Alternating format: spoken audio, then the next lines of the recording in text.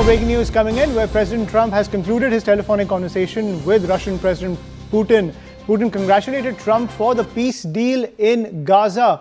And they also discussed trade with Russia when the war in Ukraine gets over. There will be a meeting of high-level advisors next week, and Secretary Rubio will take the first lead when it comes to the delegation between Russia and the United States. Putin also is likely to meet Donald Trump in Budapest in Hungary. So that meeting is also on the cards.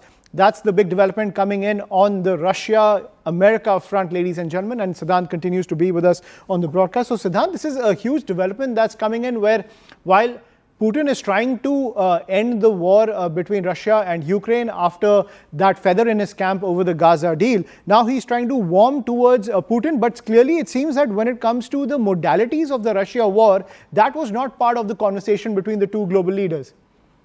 Well, that's right. In fact, this is the first time that both leaders have spoken after the breakdown of talks post the Alaska summit, because at that point in time, the big announcements were made by President Trump, but those announcements could not see the light of the day. So this is the first time that both leaders have again spoken over phone. In fact, President Trump is calling it a very productive conversation. In fact, he says that President Putin congratulated him for the peace deal. Trade with Russia was also discussed once the war in Ukraine gets over. There's going to be the meeting of high-level advisors. Now, what's the biggest takeaway, Ayushman? What I could understand here is that Steve Witkoff has been replaced with Secretary Rubio. So there will be multiple delegation-level meetings between the two sides.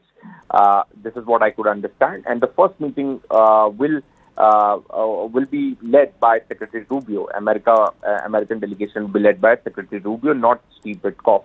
Also, there is a possibility of Trump-Putin meet in Budapest, Hungary.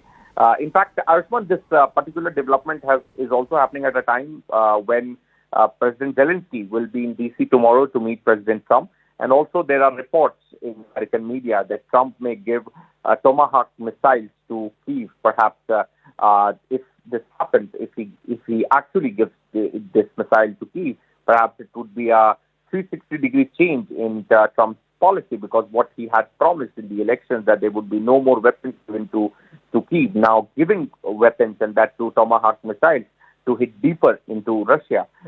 So that would be a 360-degree change in strategy, or it could rather be to build pressure on Russia. So there were multiple reports doing the rounds in the last 24 to 48 hours. So now let's see, since talks have again resumed, President Zelensky will also be at the White House tomorrow. What transpires.